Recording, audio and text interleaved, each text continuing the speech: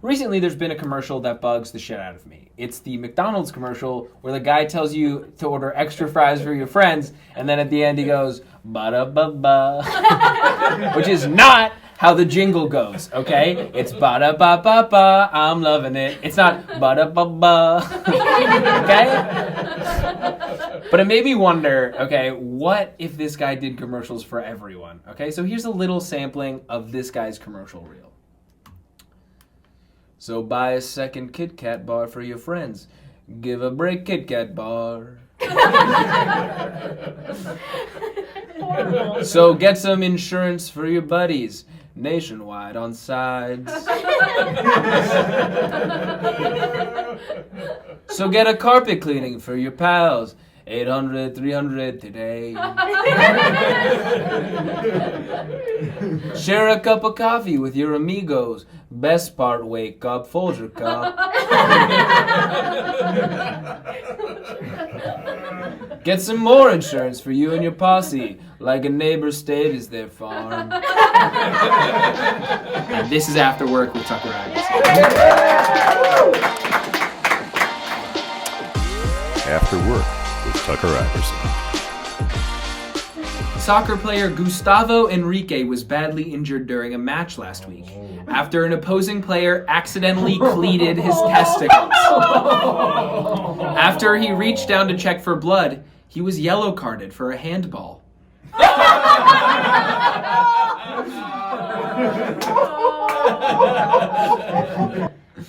Last week, Harry Styles' car reportedly broke down in front of a couple's house, and they graciously let him stay there for the afternoon while his car was in the shop. And then he said, "How do I ever repay you?" And the couple said, "We can think of a way." And then all three of them got naked and did kissing to each other until my dream ended.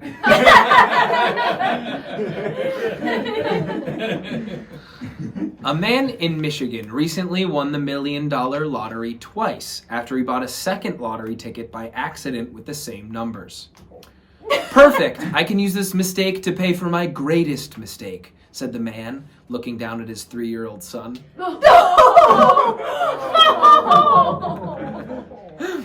Actor Mark Consuelos, Kelly Ripa's husband, was called out online for having a large bulge in a picture, which is clearly a disgustingly blatant advertisement for their OnlyFans, Live with Penis and Kelly. A 600-person German fetish party was broken up for breaking COVID protocols. Thankfully, the Germans are hyper-efficient, so the party was able to divide quickly into 50 fetish-compatible subgroups. Leather boys with the fetus to the left, dominatrix women with the no hats to the right, and everyone with a butt plug, please go with Klaus over there. R. Kelly was allegedly beaten up in jail, and the guards did not intervene. Kelly was reportedly super pissed. Not a single jail worker would come to his aid, not even the lowliest peon. Reportedly, when his head hit the jail floor, it bounced, bounced, bounced, bounced, bounced, bounced. Play-Doh has widened their marketing approach and will now target adults who are ostensibly trying to access part of their inner child. To Catch a Predator has maintained their approach and will continue to target adults who are ostensibly trying to access the inner parts of a child.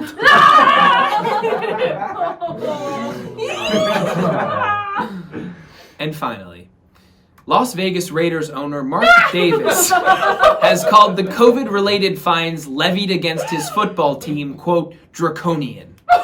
And Mark Davis's wife called the bowl-related haircut levied against his physical appearance, quote, Frankensteinian. And that's the monologue. Yeah. Salon magazine describes the new chess show, The Queen's Gambit, as the sexiest and most thrilling piece of media about chess ever. Feeling threatened, Kyle would like to share a few excerpts from his upcoming erotic thriller novella, Pawning Over You.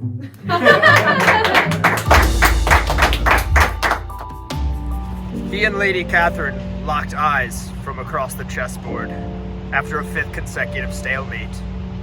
After 4 long hours, neither could claim victory, but both could claim frustration and horniness. He couldn't help but think about cheating, for his wife of 20 years had become a stalemate. Also, she had no feeling in her lower body.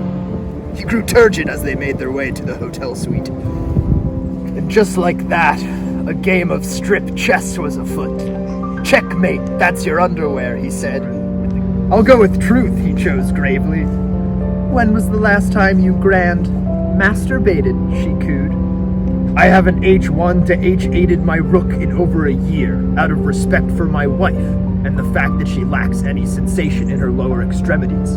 You're so brave, cooed Lady Catherine. Her eyes were the rook's, her breasts the bishop's, her arms in an L shape like knights. Her womanhood the queen, and her anus the king, and he intended to capture all of her minor pieces before she surrendered the king. As he smoked a post-coital cigarillo, he revealed more to Lady Catherine than he had ever revealed to his wife, who he'd grown distant from and who had lost all feeling in her lower extremities. I guess I had castled my heart for good, he realized. You're so brave, cooed Lady Catherine. Has your refractory period concluded? But then he blinked, and she'd had his king pegged, and it was the first time he was happy to have been checkmated. I'm not crying. The orgasm you gifted me was just so powerful that it overflowed out of my eyes. The sex flowed like a blitz match. Mouth to D4, balls to C7, breasts to A3 and A6, fingers to G3 through G7, hips to B6, womanhood to C4, tongue to D1. The bishop would have been excommunicated if the Pope saw what it had done and where it had been that night. But the lovemaking was beautiful and religious nonetheless, and they didn't stop until the friction had worn the chess piece down to a nub. Jen Jenks, again, is one of our writers. If you saw the show last week, you know that Jen Jenks is terrible at writing jokes. So, I'm going to read some more monologue jokes that she submitted this week. And you guys can, actually, I'm not going to say that she's terrible. You guys can see for yourself if she's terrible or not. Okay, here we go. Halloween was last week, and people tried to scare each other. But nothing is scarier than a gigantic rat bird that can speak like a human and soar through the air like an eagle. That's the joke. Why? Okay, and here's the best one that she submitted. And I'll tell you guys right now, it's not a traditional joke setup, I'll say. Okay. Here at the show, we plan to celebrate No Shape November by throwing out all of our squares. Jen Jenks. I give her crap, but she came up with a great idea for this episode. Everyone secretly drew the names of the other writers from a hat, and throughout the episode, we'll be saying reasons why we're thankful for each other. So look out for that. I drew Jen Jenks from a thing. I actually don't know that much about Jen Jenks, to be honest. I didn't know her before I hired her, but I got this email from my friend Emily, who I hadn't actually spoken to since high school. I don't even know how she knew I was doing a show or I needed writers. But it said hire Jen Jenks, and I hired her, and it's been fun. So thanks, Jen Jenks, for being a part of the show. I was on the subway the other day when I realized that Jen Jenks was making the announcements. She said, the next stop is Katie DiFazio's house. She lives at 409 Delancey Street in a gray stone walk-up that doesn't lock. Also, her social security number is 420-69-8008. She didn't use my real social security number though, so I guess thanks, Jen Jenks. I'm Bradford, and I just experienced the nightmare of any 27-year-old. My rich father has finally cut me off after my 4th DUI. I was forced to take a hard look in the mirror. I had no idea how to live like a normal person. So I stole $100 from my maid's purse, and I decided to spend it on an organizational therapist called Laura.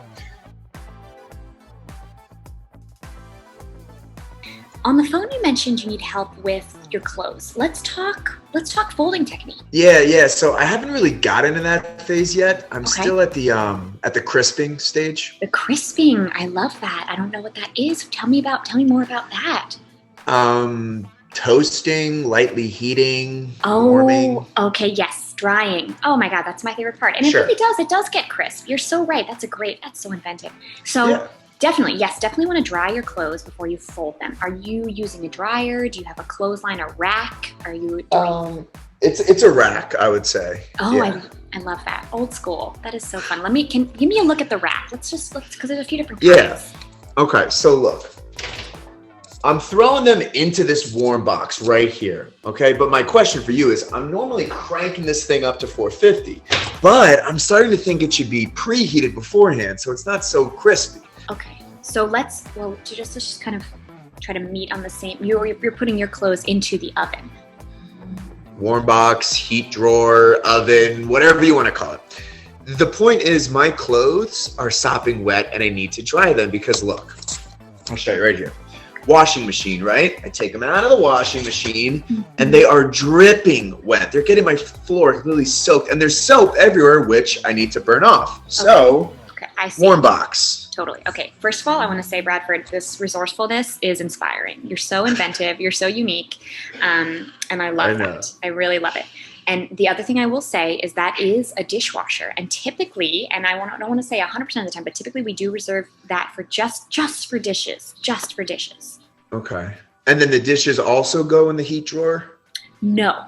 Okay, I see. So that would be confusing. No, they don't. And I would call that an oven, typically. But so that is fun that you're connecting those dots. I think you're really going to have a very fun knack for this kind of work. It feels like it. Yeah. Okay, just so I'm clear. And then the oven is for... Food. We said it at the same time. I knew that. Oh my gosh, you are so crafty, such a good chef. Watch out, Emerald. Here comes Bradford.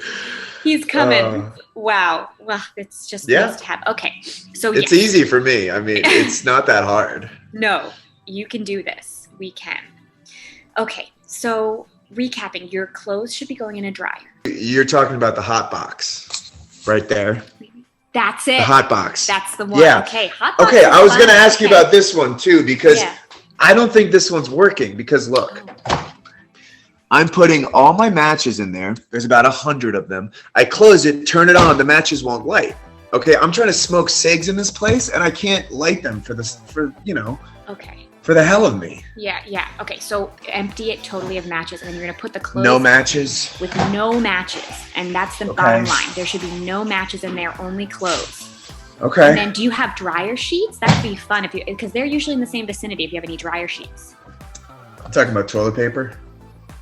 Yeah, no, okay, yes. And so just put one of those in and it helps with the wrinkles. That's what helps with Okay, so I'm wiping it first because I haven't done that yet today. No, okay, wait. No. You know what, actually, you don't actually need dryer sheets. So let's just close the door and you don't need to put it in. And then push start. Done. There you go. Oh my gosh. This is easy. Like easy. Anyone can do it. He's a champion and he's independent. And those are going to be ready to fold in about 45 minutes-ish. Oh, 45 great. minutes.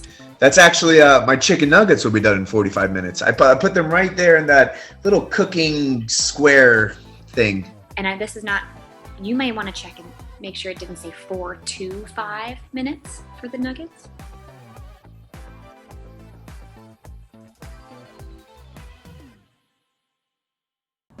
Yeah, so Jen Jenks told me to go to a masquerade ball once. I ended up making out with someone wearing a squirrel mask who tried to bite my lower lip off. So if that was Jen Jenks, I guess I'm thankful she didn't go all the way. So thanks, Jen. I'm 3/8 Chinese, and this is 3/8 pros and cons. Pro. My grandparents grew up in China at a time where food was rationed, so there's always too much food in a good way. Con. One of the foods is a dessert called Dan Tat. It's an egg tart, and eating it is like eating an omelet in a pie crust with 8 packets of sugar added. Basically, if you've ever eaten a quiche and thought, my God, this quiche isn't nearly sweet enough, then you'll like it. But I don't, and in my opinion, eggs should never be in desserts. Pro. My grandparents tell stories about their lives, which is fun to hear, like how they met as the only 2 Chinese people at their Christian college. Con. They tell you these stories while offering you a dessert called grass jelly. which is like bitter jello made of mint and grass. And you guessed it, it's just as appetizing as it sounds. Pro, when we play games like Catchphrase, where you have to describe things in detail, my grandma has a very unique way of describing things. For example, the word she was given was tombstone, and she started describing the mausoleum of President Ulysses S. Grant. She did not realize it was a timed game and lost. Con, that same year, she brought the dessert almond jello cubes and cocktail fruit, which is, I'm assuming, what killed Ulysses S. Grant. Pro. When it's Chinese New Year, my family gives us small red envelopes that are filled with cash. Con. Also on Chinese New Year, my family gives us a disgusting dessert called a moon cake. At first, when you're eating it, you're shocked how dry a thing could be that isn't sand. But hey, it doesn't taste that bad.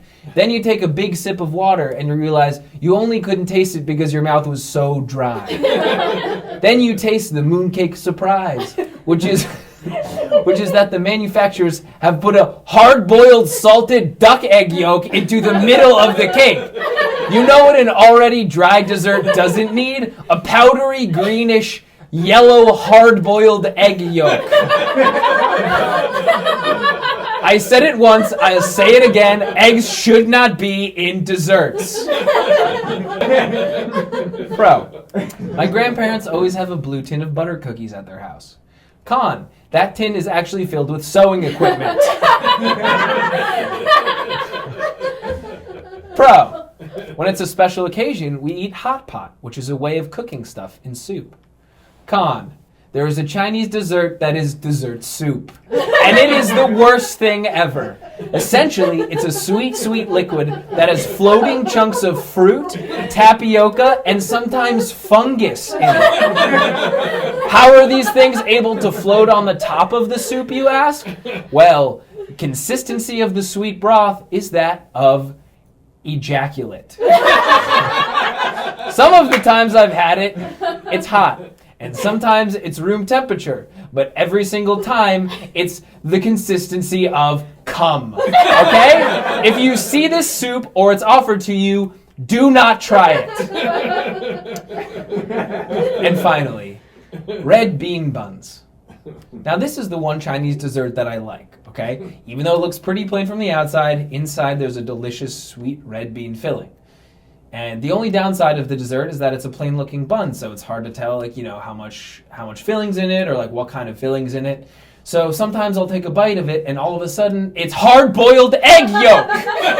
Okay? Why do you put egg yolks in your desserts? Okay? So anytime you want to come to my holidays, you're welcome to do that. All right. I'll see you downstairs. I got Jen Jenks. So I'm thankful for Jen Jenks because, she mailed me a really nice birthday card on my birthday, and in it was also this note that said, it had a phone number and it said, call this number, trust me. So I called it thinking it would be like a birthday surprise, and it turned out it was actually the phone number of my old doctor from where I used to live, who'd been trying for months and months and months to get in touch with me, but he had my wrong number and my wrong email. And so anyway, he was able to deliver me the test results that I'm super iron deficient and I need to address it. So, thanks to Jen Jenks, I don't know how I guess I would say she thinks about other people and she cares about other people, and that's why I'm thankful for her. Hi, and welcome to Wander Does Tucker's Tasks for the promise of fame and glory. I'm about to watch my task. I got my towel, my bowl, my grapes, and my mini marshmallows. So I'm about to watch the task. And we're gonna do this.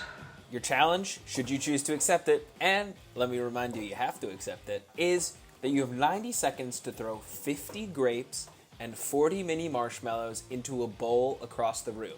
Once the 90 seconds is up, you have to count up the ones that you got in the bowl and the ones that missed the bowl. And the ones that you didn't get into the bowl, you have to collect. Then you have 45 seconds to eat all the grapes and marshmallows that missed the bowl. Okay, this challenge could be easy if you make a lot of the shots. Fuck! Okay, Alright, different task than expected. Okay, so I'm gonna set up this bowl on one side of the room, and then I'm going to throw all my marshmallows and fuck! Shit! Alright.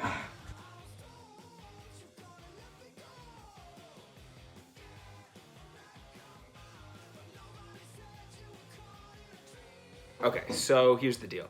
Wander set up an iPad with a nice angle from behind the bowl, but hit it with a grape and it turned off. So you'll have to make do with the angles that he did shoot.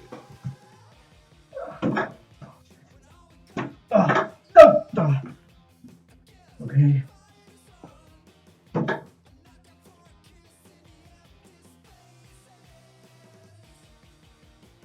So look, I'm gonna put you right here.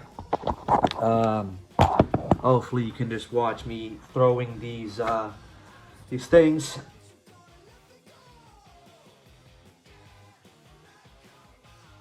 And those are the two angles. Let's take a look at the image. Oh no.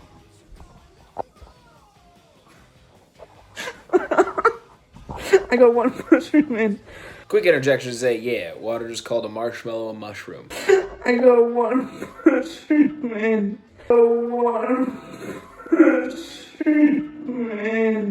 The next part of the task is I have 45 seconds to eat all these goddamn fucking grapes off all my grapes on the ground. Start, let's go.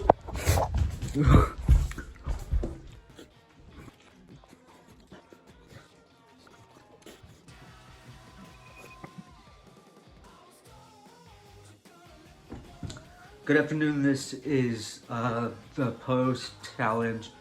Out of 40 marshmallows and 50 grapes, Wander got a single marshmallow in his bowl while trying to shoot them across the room. It looks like there are 30 marshmallows remaining and 40 grapes, which means in 45 seconds, I ate 10 of each. Well, technically 9 of the little marshmallows. Wander, congratulations on finishing your first task. In terms of execution of the task, you received an 8 out of 100. Thank you for the task and for the opportunity to attempt to achieve the dream of and potential of fame and glory. Thank you. I got one mushroom in. I asked as a joke one time if Jen Jenks knew how to hotwire a boat, and she did, and she explained it in detail, and now I know how to hotwire a boat, and 80% of a car. After Work with Tucker Iverson is brought to you in part by Quip Recruiter. Quip Recruiter's AI technology combs thousands of disc websites to match you with millions of clever comebacks. 95% of people get matched with a quality comeback within 24 hours, so you'll never be left hanging with your jaw flapping in the wind. Don't call your brother-in-law a jerk again. Try something new with Quip Recruiter. We're also brought to you by Champagne Flutes for Big Snoots. Is your nose getting in the way of drinking your Dom Perignon? If you answered yes, then you're going to want to try Champagne Flutes for Big Snoots. It's got a wider mouth so that your nose doesn't get in the way of celebrating. You're probably thinking, isn't that just a wine glass? No, it's a champagne flute for a big snoot. Buy one today. Clap-on flushers. Instead of touching the toilet with your hands, just clap twice and watch everything go down. If you're especially proud of what you've done, now your clapping can also serve a useful function. Clap-on flushers. Clap your crap away.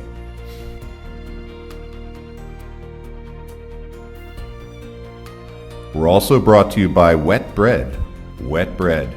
It's bad for sandwiches, but it's good for ducks. So don't use it for sandwiches, but do feed it to ducks. Wet bread.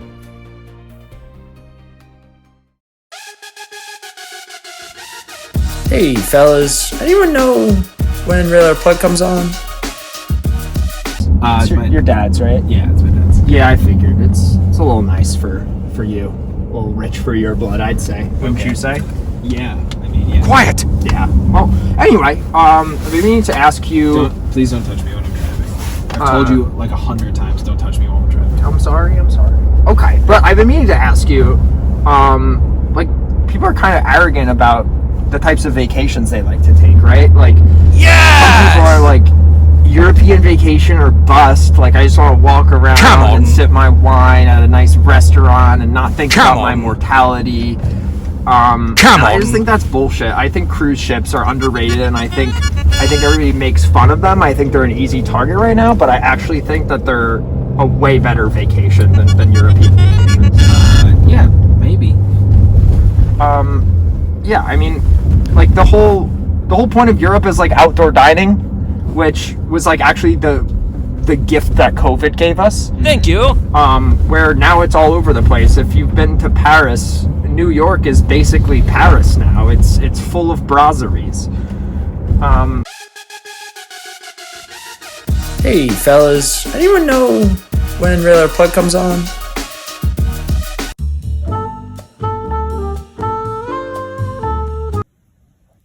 So I'm just working on this game of whack-a-mole, and I just want to show you what I've got so far.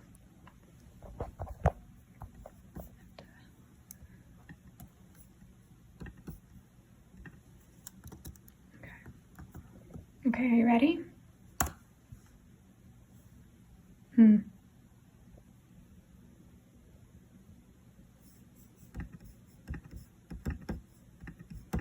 I made a really advanced version of this game. You can't win.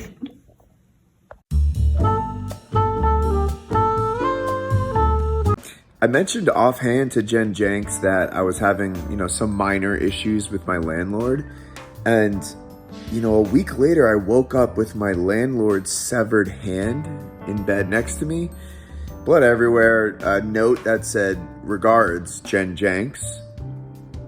Don't know how she got in my apartment. Don't know how she knew who my landlord was. But, I got a rent reduction. So, it was pretty thoughtful, actually. So thank you, Jen Jenks, and I'm thankful for that situation. Hey fellas, anyone know when Railer Plug comes on? Do you like driving? Yeah, I like driving. Cool. Me too, actually. I mean, back to European vacations, like, just as an example, I went to Paris a couple summers ago with my parents during the World Cup. Oh, yeah. And we spent 80% of our time just like walking around looking at buildings, and I guess the thing is like they're not as tall as buildings in the US, as if that's like a thing to be revered. And as I said, it was during the World Cup. We didn't even have tickets to the goddamn World Cup. We were actually in Lyon where the final was being played. I didn't even have cell service because I don't even think 4G LTE has made it to Paris yet, or France, or whatever the fuck. And yeah, it's Paris, France. Okay. Well, I was in Lyon if you were listening. Anyway, this isn't a rail against European history. I just feel like if you're gonna, spend 10 days pretending to be interested in European history, maybe invest in some textbooks, spend like $400 on textbooks, spend maybe 40 hours reading about European history, and then, add some context. Or just say, fuck it, don't do any of that. Buy a fucking couple tickets for you and the family, or you and the buds, for maybe a Carnival or a Royal Caribbean Majesty of the Sea. Hop on the cruise ship, play some table tennis on the dock. Hey fellas, anyone know when Railer Plug comes on? I rigged the game so that everyone would say something nice about me. I would kill for this writing team. I would die for them. I'm always doing nice things for them, so it's great to hear them say such glowing things about me. To be honest, I didn't get into an accident with a bear before that first episode. It was an accident with Jack's middle school bully who the authorities will likely never find. Happy Thanksgiving to all the After Work fans out there. And to all a good night. And if you ever hurt any After Work writer, it will be your last night.